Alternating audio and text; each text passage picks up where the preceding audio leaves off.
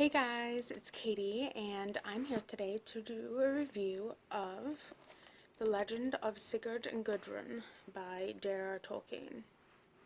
I really enjoyed this book. It's a translation of two different Norse myths, and Tolkien did the translation himself because that's what he liked. And actually, a lot of Norse mythology was inspiration for his own works. So, I can't exactly tell you what this is about because it's a bit complicated, so I'm probably just going to read the inside jacket to you guys just to give you a flavor for what it's about. This is what it says. Many years ago, j.r.r. Tolkien composed his own version, now published for the first time, of the great legend of northern antiquity in two closely related poems to which he gave the titles The New Lay of the Volsungs and The New Lay of Gudrun. In the Lay of the Volsungs is told the ancestry of the great hero Sigurd, the slayer of Fafnir, most celebrated of dragons, whose treasure he took for his own, of his awakening of the Valkyrie Brynhild, whom slept surrounded by a wall of fire, and their betrothal, and of his coming to court of the great princes who were named the Niflungs, or Nibelungs, with whom he entered into blood brotherhood. In that court there sprang great love, but also great hate, brought about by the power of the enchantress, mother of the Niflungs, skilled in the arts of magic, shape-changing, and potions of forgetfulness. In scenes of dramatic intensity, confusion of identity, thwarted passion, jealousy, and bitter strife, the tragedy of Sigurd and Brynhild of Gunnar, the Niflung, and Gudrun, his sister, mounts its end in the murder of Sigurd at the hands of his blood brothers, the suicide of Brynhild, and the despair of Gudrun. In the Lay of Gudrun, her fate after the death of Sigurd is told, her marriage against her will to the mighty Atli, ruler of the Huns, the Attila of history, his murder of her brothers, the Niflung lords, and her hideous revenge.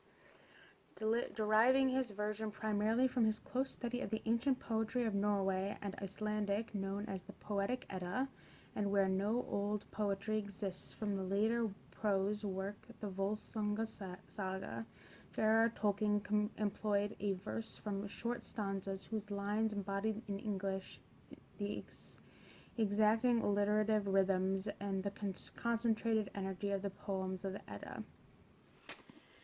This book was edited by Tolkien's son, Christopher, because he kind of took over doing all of that after his father passed away.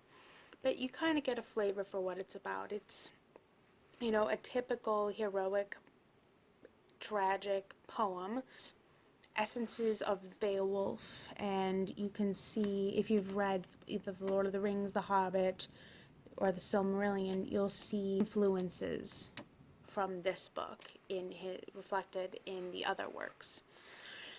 What I really liked about this is I really enjoy philology stuff, and since Tolkien was a philologist, which is, if you guys don't know, is the study of languages from a historical perspective. So it's basically the evolution of how languages changed over time through history and things. Then there's also like linguistics, which is more the science behind language and all the different types of grammar and syntax and stuff. I, like Tolkien, am more interested in languages from a philological standpoint.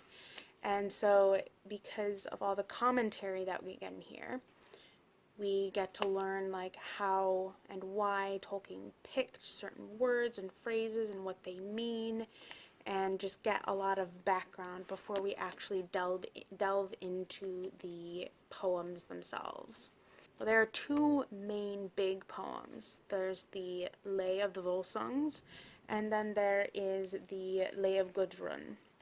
And they have essences of similar things because the stories are kind of intertwined in some ways.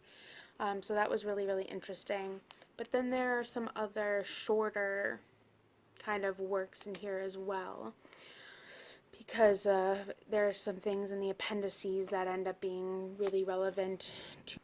There are a lot of extra things in the commentaries as well.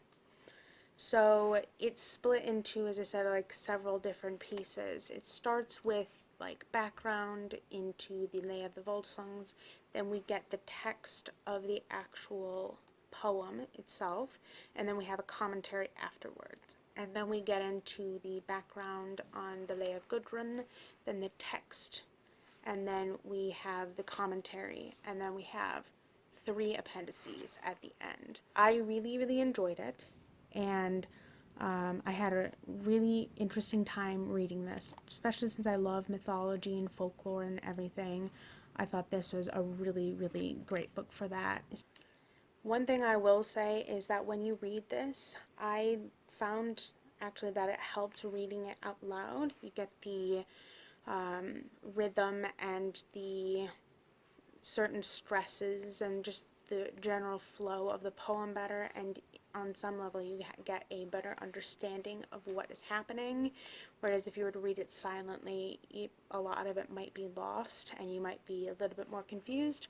So I'd say this is one to read aloud, or if there's an audiobook, because I don't know if there's an audiobook, I'd say probably you could check that out too, because it might be really cool to see how everything gets read. But yeah, that's about all I've got for you today. So as always, feel free to like, subscribe, comment, follow me on social media. I have a Twitter and a Goodreads, which are both linked below. And I will come back with another video for you guys again soon. Okay, bye!